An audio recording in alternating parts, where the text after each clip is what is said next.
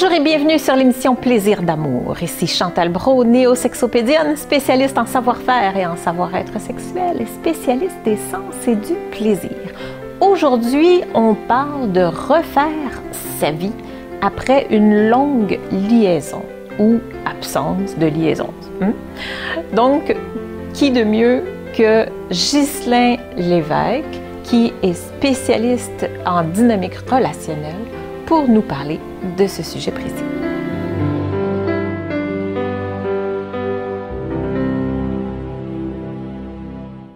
Bien, bonjour Ghislain. Bonjour Chantal. Bienvenue à l'émission. Merci. Très contente de te recevoir sur l'émission.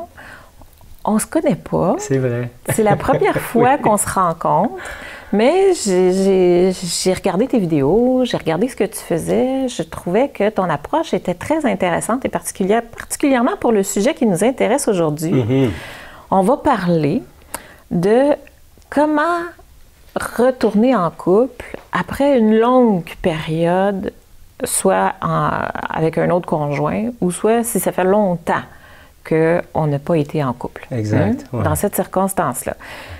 Tu es une bonne personne pour nous parler de ce sujet-là, mais j'aimerais ça qu'avant, que pour tout le monde, pour nos téléspectateurs, tu nous dises un peu d'où tu viens et pourquoi je trouve que tu es une bonne personne pour nous parler de ça. Fait que fais-nous peut-être un petit bref résumé d'où tu viens. C'est tellement une bonne question, Chantal. D'abord, souvent, les gens qui parlent d'un sujet comme celui-là ou d'un autre sujet se présentent comme étant des experts de leur sujet. Moi, je vais le faire comme ça. Je suis un expert de mon sujet parce que j'ai eu tellement de difficultés dans la relation à la femme. Ça a été honnêtement pour moi un parcours, j'allais dire un parcours du combattant. Donc, plusieurs défis importants, deux relations importantes dans lesquelles moi j'ai vécu de la violence verbale, de la violence physique, la violence psychologique. Malheureusement, j'ai pas su être plus habile, donc je n'utilisais pas la violence physique, mais j'utilisais la violence verbale pour me défendre. En fait, c'est l'impression que ça me donnait, pour en arriver à un certain moment donné à juste prendre conscience que j'avais aucun talent à communiquer avec la femme, à communiquer ce qui était là pour moi, qu'est-ce que je vivais, savoir l'écouter, savoir entendre ce qu'elle disait pas, etc. C'est un peu comme écrasé dans cette relation-là. Oui, puis en même temps, c'est un rôle qui me plaisait bien parce que quand la relation se terminait, je pouvais pointer quelqu'un du doigt. OK. Alors, un jour, j'ai pris conscience que je devais absolument améliorer cette facette-là de ma vie, tournant des années 2001-2002, et je me suis dit, un jour, je vais enseigner la communication. Et je suis retourné à l'école, j'ai fait une formation en coaching, j'ai étudié en PNL, en communication non violente, en intervention stratégique. Et à partir de 2007, je me suis mis à enseigner la communication, autant dans les organisations que dans les dynamiques familiales, dynamiques de couple. Et me voilà aujourd'hui à accompagner des gens dans leur quête d'une relation amoureuse, nourrissante, harmonieuse. C'est quand même un sujet précis. On aurait pu aborder le sujet d'une autre manière, mais là, on dit après longtemps en couple ou après un longtemps seul, retourner en couple. Il y a des raisons particulières à ça, parce qu'il y a plusieurs choses qui popent à travers ça. Hein? Oui, en fait, je dis souvent que la relation amoureuse, c'est le plus beau laboratoire de développement, de cheminement personnel. Je pense que c'est dans ce contexte-là où on est placé en intimité avec soi-même d'abord et en intimité avec l'autre. Lorsqu'on est longtemps avec la même personne, il y a le type de relation où on est dans la conscience, où on échange de ce qu'on vit, de ce qui se joue, etc. Tant mieux si c'est ce que les gens vivent. Mais les gens que j'accompagne, malheureusement, pour eux, c'est pas exactement ce qui se passe. Donc, quand on vit dans l'inconscience, quand on vit dans le manque de maturité émotionnelle, relationnelle, on a tendance à se créer un cocon qui ne laisse pas émerger le meilleur de l'autre et évidemment le meilleur de moi. Je dis souvent, c'est comme si on se montrait de part et d'autre notre côté sombre. Et c'est notre côté sombre qui est constamment en relation à l'autre. Et moi, dans mon côté sombre, probablement comme toi, je ne suis pas à mon meilleur, même si ça fait 10 ans passés que j'enseigne la communication. Tu parles de maturité, OK? C'est un terme qui est un peu choquant. Tu sais, on va dire, ben écoute, je suis majeur, je suis mature. Qu'est-ce que tu entends par maturité émotionnelle? Je suis content que tu poses la question parce que j'ai nullement l'intention de choquer qui que ce soit, même si dans l'accompagnement, il y a des moments où on pose une question, on donne un feedback qui peut être un peu plus percutant. Quand je parle de maturité émotionnelle, ça veut dire pour moi être capable de prendre responsabilité pour les émotions qui m'habitent et de voir la situation avec l'autre uniquement comme un déclencheur, comme une opportunité pour moi de tourner la caméra vers moi et d'observer qu'est-ce qui se joue chez moi. Quand je suis mature sur le plan émotionnel, ben je peux être davantage mature dans ma relation à l'autre et nommer ce qui est là pour moi au lieu de donner des ordres à l'autre, essayer de le faire, se soumettre, le dominer, etc. Des jeux relationnels qu'on voit très souvent, autant dans la relation amoureuse que toutes les autres relations qu'on a dans notre vie. Fait que la responsabilité, dans le fond, c'est vraiment être capable de reconnaître notre part de responsabilité, ce qui m'appartient dans cette relation-là, dans cette insatisfaction que je vais vivre dans la relation de couple. Okay. Donc, ça fait longtemps qu'on était en couple, on n'est plus en couple, ou ça fait longtemps qu'on est seul et on aimerait revenir en couple, mais là, qu'est-ce qui se passe? Qu'est-ce qu'on vit? Oui, en fait, on vit une multitude de choses. Dans mon expérience chez les gens que j'accompagne, ce que j'observe, c'est des gens qui tombent dans des pièges, qui, vus de l'extérieur, sont gros comme un éléphant dans la pièce. Mais quand on est dedans, ça m'est arrivé de juste pas voir que finalement, il y a un arbre qui cache la forêt. Alors, un des pièges que je vois souvent, c'est des gens qui vont dire « Écoute, moi, je ne retournerai plus en relation. » Récemment, j'accompagnais une femme, quarantaine, mi-quarantaine, qui disait très fièrement « Ghislain, moi, ça fait 9 ans que je suis seule. Je n'ai pas fréquenté personne. Je n'ai pas eu de relation sexuelle avec personne. » Et il y avait tellement de fierté dans son message. Et ce que j'entendais à l'observant, c'était toutes les opportunités manquées d'aller valider justement son apprentissage, sa prise de confort ou d'inconfort dans la relation à l'autre. Et ce que j'anticipais est arrivé, c'est-à-dire une femme qui s'était fermée de ses émotions, fermée. Je ne suis pas en train de dire que toutes les personnes qui sont longtemps tout seules se ferment forcément de leurs émotions, mais c'était exactement le cas dans cette situation-là. Donc, une personne qui s'enlève du circuit en se disant « Je vais tellement travailler sur moi que quand je vais me mettre en relation, je vais être la top des tops. » Et je dis souvent à la blague, c'est tellement facile d'être heureux. Tout seul. Tout seul sur une île déserte. C'est pas tellement là que ça joue la relation amoureuse. Donc ça, c'est le premier piège. Le deuxième piège, c'est des gens qui ont des besoins relationnels, affectifs, j'allais dire importants, en tout cas présents, et ce qui fait qu'ils quittent une relation, vont rapidement s'installer dans une autre relation. Des fois, ils ont une espèce de schéma, une espèce de pattern où ils n'ont pas clairement terminé une relation, s'embarquent dans une autre relation avant d'en terminer une première. Bref, le piège ici, c'est de poursuivre l'aventure en ne prenant pas conscience que je me retrouve régulièrement dans le même genre de relation. On s'étourdit. On s'étourdit, on attire constamment le même genre de conjoint ou de conjoint qui sont soit pareils ou complètement à l'opposé, mais on ne réalise pas qu'on est toujours sur le même continuum, c'est-à-dire soit complètement à gauche, soit complètement à droite, mais jamais connecté à soi. Et ça, c'est un piège que je vois fréquemment. Et le plus fréquent, c'est celui qui amène les gens à tirer des conclusions qui sont erronées. Ce que j'entends le plus souvent dans les accompagnements, c'est « les hommes sont comme ça » ou « les femmes sont comme ça ». On généralise. Oui, on généralise et le danger avec ça, c'est que finalement, on ne prend pas conscience que c'est les hommes que je rencontre ou que je fréquente ou les femmes que je rencontre ou que je fréquente qui correspondent à une espèce de schéma ou de type. Et souvent, on va parler en relation amoureuse. Parle-moi du modèle autre, de l'homme autre ou de la femme autre. Celle ou celui qui ne correspond pas à des schémas habituels. Tu sais, le petit package, là, la petite de 5 pieds 2, 105 livres, ou le grand brun musclé avec des beaux abdominaux, ou qui a un rôle particulier ou un job particulier. Et les gens ne réalisent pas qu'ils sont pris dans des patterns.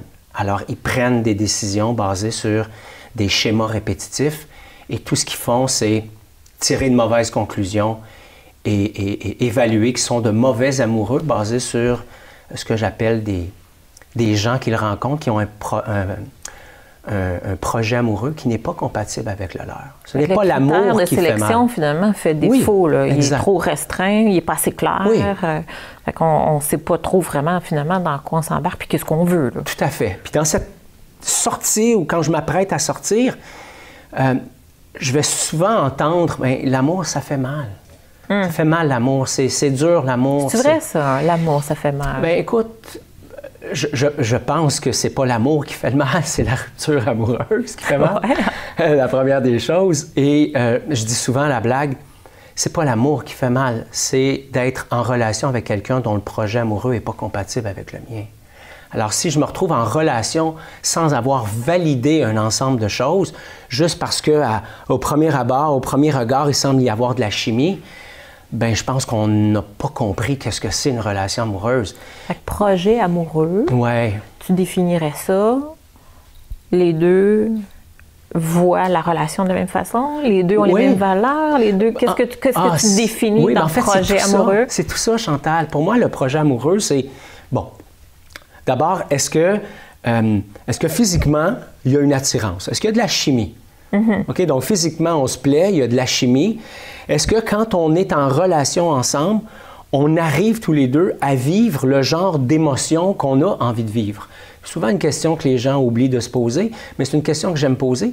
C'est quoi le genre d'émotion que tu as envie de vivre en relation? Il y avait une femme que j'accompagnais la semaine dernière qui me disait « Ghislain, moi, ce que j'ai envie de vivre, c'est une relation profonde. » OK? Définie profonde. Qu'est-ce que ça veut dire? Oui, hein? Définie profonde.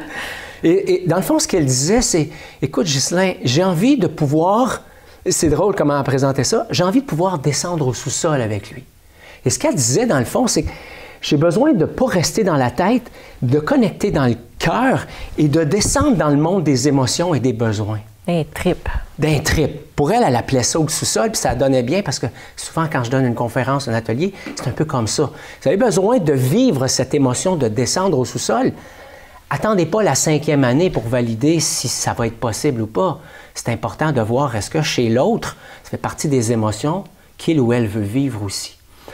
Ensuite de ça, il y a la notion de valeur que tu nommais tantôt. Bien, ça se peut, par exemple, que lors d'une relation de couple, que ça change, que des fois, tu n'es pas prête là à travailler certains aspects de ta vie, mais qu'à un moment donné, au courant des années, tu vas dire, bien là, j'en ai assez, oui, je veux faire quelque chose. Tu sais, peut-être ça prend une prise de conscience à quelque part. Là. Absolument.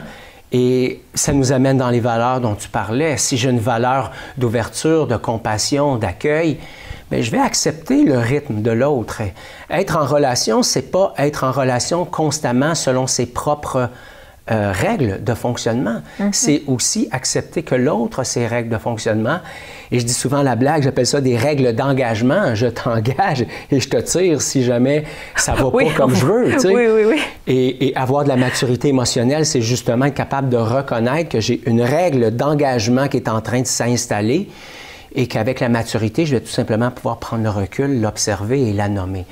Donc, le projet amoureux, c'est aussi où est-ce qu'on se voit dans le futur.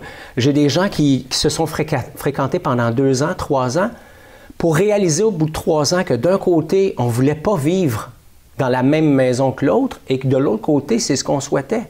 Donc, on n'a pas un projet amoureux qui est compatible. Ça n'empêche pas l'amour et tout ça, mais bref, on avait 2 personnes qui vivaient énormément de tristesse, énormément de tension, énormément de jeux de pouvoir, de guerre de pouvoir, parce que l'un et l'autre essayaient de se faire changer d'idée. Seulement, les besoins n'étaient pas les mêmes. Exactement. Dans le projet, l'aspect des besoins vient de prendre une importance importante. Tout à fait. Là. OK. Est-ce qu'on a vu tous les pièges? On a vu tous les pièges. En fait, les principaux, je te dirais, les principaux. Et souvent, ces pièges-là sont tous assis sur un même réflexe qui a besoin d'être aiguisé, ce que j'appelle le regard juste.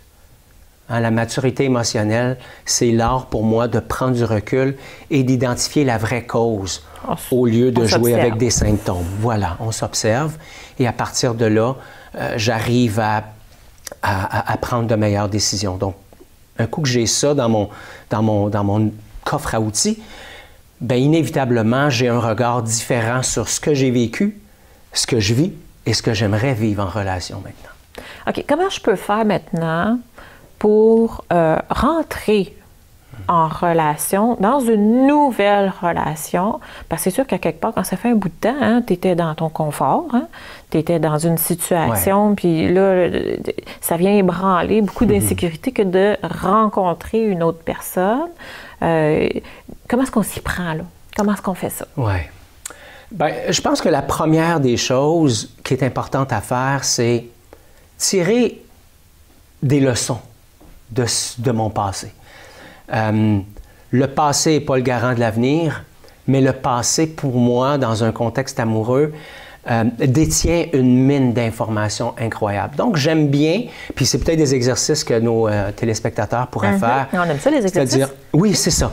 Un travail de recul, un travail d'introspection. Première question que j'aime bien poser, par rapport au passé, qu'est-ce que tu as appris sur toi dans ta relation à l'autre? Dans toutes tes relations que tu as eues, oui. Qu'est-ce que j'ai appris? Oui. Ce que j'ai appris, moi. Puis là, je de l'autre ou appris de moi? Exactement, j'accroche mon micro. Sur moi. Appris sur moi. Qu'est-ce que j'ai appris sur moi? Moi, j'ai appris sur moi, quand j'ai fait cet exercice-là, que j'avais tendance à donner toute la place à l'autre. Ça a l'air tellement beau, agréable, j'allais dire tellement sexy, tu sais, c'est prince charmant, un homme qui donne toute la place à sa blonde, à sa conjointe, à son amoureuse. Mais en même temps, qu'est-ce que ça cache? Ça cache la peur de déplaire, la peur de ne pas être à la hauteur, ça cache la peur de ne pas m'installer justement avec mes affaires, puis arriver puis dire « Écoute Chantal, non, ce soir, ce que j'ai envie, c'est d'aller voir mes chums, c'est d'aller faire telle activité, c'est d'aller au gym, c'est de faire telle chose. C'est de ne pas être ici avec toi. Ça n'enlève rien à l'amour que je porte pour toi, mais j'ai d'autres besoins que j'aimerais adresser ici maintenant. » Donc, apprendre sur moi, c'est quelque chose d'extrêmement important. Maintenant, qu'est-ce que j'ai appris aussi sur ma façon d'être en relation? Quel genre de relation est-ce que je vis? Est-ce qu'on a tendance à jouer des guerres de pouvoir? Est-ce qu'on a tendance à jouer au bourreau et à la victime? C'est-à-dire qu'une personne qui se place en dessous pendant que l'autre se place au-dessus? Est-ce qu'on a des jeux relationnels qui se pointent dans notre univers? Est-ce qu'on se plaint beaucoup? Moi, je suis quelqu'un qui préserve beaucoup la relation. Il n'y a personne à l'extérieur de ma blonde qui entend mes doléances par rapport à elle. C'est ma façon à moi d'être en relation. Mais dans le passé... Parle de ton intimité, oui, de tes confidences. Exactement. Si ça se passe pas bien dans votre couple, c'est elle qui est au courant avant. Oui, en parler avec elle au lieu d'en parler à tout le monde, sauf elle. Ça fait partie des patterns que je peux avoir dans ma relation à l'autre.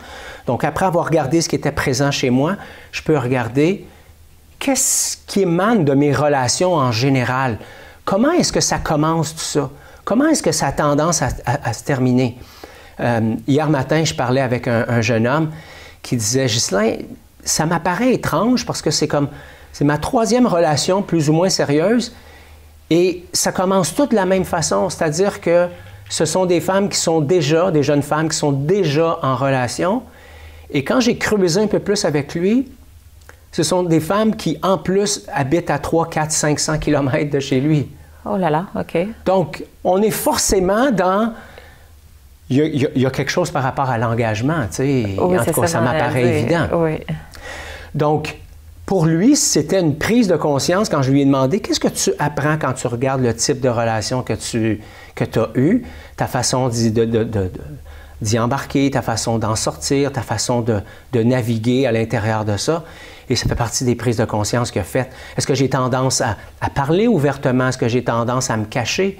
Est-ce que j'ai tendance à passer mes messages par la bande? Est-ce que j'ai tendance à être plutôt direct? Est-ce que j'ai tendance à être froid? Est-ce que j'ai tendance à être maternant ou être paternant? Donc, il y a une foule de choses que je peux apprendre sur ma relation passée, puis c'est très intéressant parce que ça me permet de définir qu'est-ce que j'ai envie de vivre à partir de maintenant. En observant, dans le fond, tout ce qui s'est passé dans le passé. Ouais. OK. Une fois que je me suis reculée, je me suis observée, je te donne un exemple là, aussi qui me vient à l'esprit, ça vient de me popper. Là. Il y en a qui rentrent toujours dans une relation où je t'aime bien comme amie, mais finalement, tu sais, ils commencent une relation, mais on va rester bonne amie, mais finalement, tu ne seras pas mon chum. Tu sais, les patterns et les patterns reviennent. Une fois que je me suis reculée, que je me suis observée, je fais quoi avec ça maintenant? Bien, il y a des moments où je vais avoir du travail à faire sur moi. Il y a des moments où je vais avoir besoin d'aller chercher de l'aide. Il y a des moments où j'aurai besoin d'être accompagné par un thérapeute, par un coach. Ça veut-tu dire que je ne rentre pas en relation tout de suite? Pas forcément. Je pense que chacun est là dans son rythme. Moi, ce que je me dis, c'est que pour valider mon niveau d'aisance dans ma relation à l'autre, j'ai besoin d'une autre personne. Ça peut être quelqu'un de proche sans que ça soit un amoureux, une amoureuse. J'ai pas l'habitude, moi, de forcer le destin. Puis en même temps, je suis pas le genre de joueur qui va rester assis au banc en attendant que la partie se joue. Donc, j'aime bien être dans l'action. Mais je dis souvent aux gens que j'accompagne, chacun son rythme, chacun sa façon de voir les choses. Mais être en relation, pour moi, c'est l'art d'observer où est-ce que j'en suis dans ma maîtrise. Alors, j'ai tendance à dire, bien, si des opportunités se présentent, pourquoi ne pas les saisir? Ce qui est important sur le travail sur soi, pour moi, c'est de sortir de la spirale de l'insatisfaction amoureuse, qui consiste à, bon, je suis en relation, je sors de là, j'ai de la peine, je vis un deuil, j'ai de la frustration, j'ai de la colère. Finalement, je commence à vivre un peu de résilience, puis à arrêter de voir du noir, puis je recommence à voir la vie avec un peu plus de soleil. Et souvent, dans cette période-là, les gens, ne travaillant pas suffisamment sur eux, vont se remettre en relation en n'ayant pas travaillé sur les différents schémas, les différents patterns qui les habitent.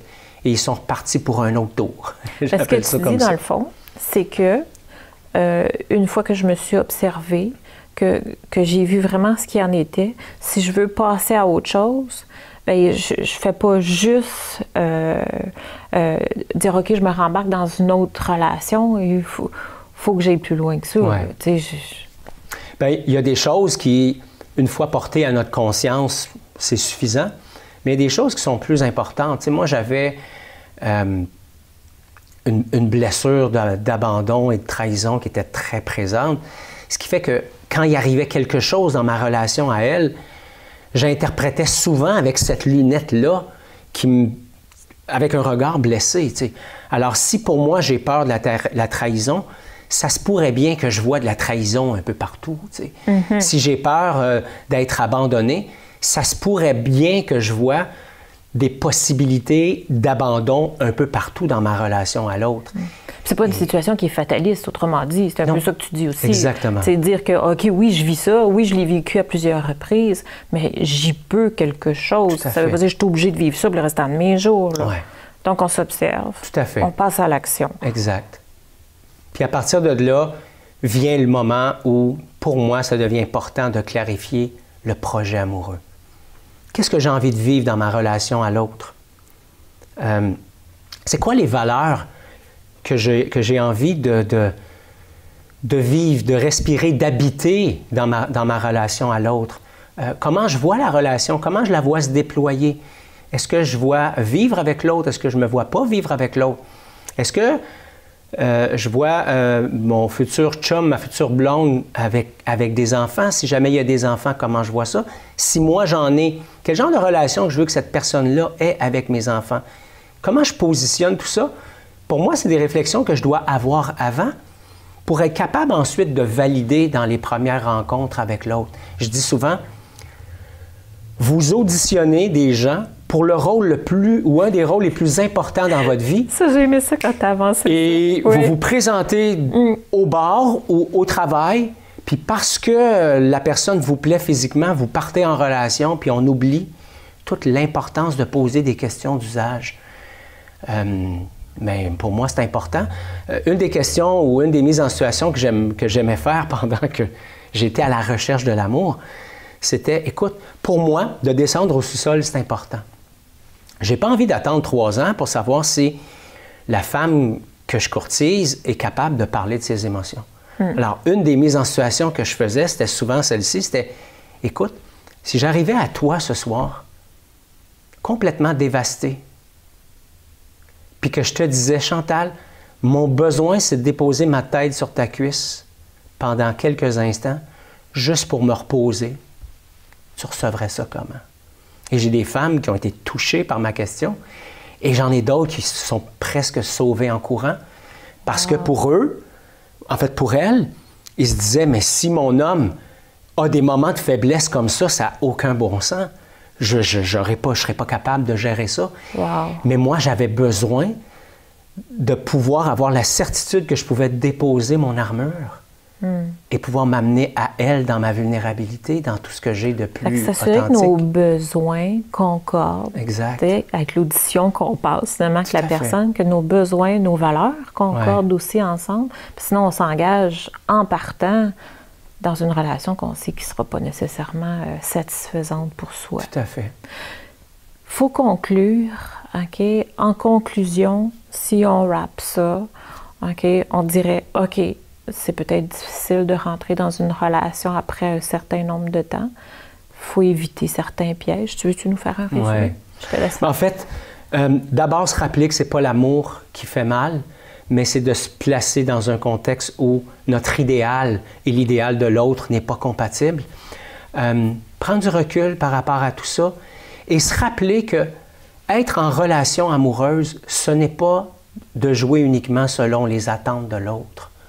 Hein? On peut avoir nos propres attentes et on peut aussi avoir nos propres besoins, puis de jouer tout ça en fonction de notre propre rythme. Quand je suis entré dans la relation dans laquelle je suis actuellement, je suis allé à mon rythme. Je sais qu'elle avait des attentes de rythme. Elle aurait aimé qu'à certains moments, ça se passe plus vite, qu'à d'autres moments, ça se passe moins vite. Mais tout ça, c'est l'occasion de danser et d'évaluer si justement on arrive à maintenir la relation dans un contexte où parfois il y a de la tension. La relation amoureuse, c'est pas le beau fixe tout le temps. Puis se donner de l'importance là-dedans. Absolument. Écoute, Jocelyne, c'était super. J'aime ça. J'espère que vous avez aimé ça également. Va falloir te réinviter pour un autre sujet, définitivement, vu que tu es spécialiste à la communication, parce qu'on a besoin de ça dans une relation de couple. Ça me fera plaisir. Merci. Merci pour ta participation. À une prochaine. On se retrouve dans une prochaine émission. Merci. Bye tout le monde.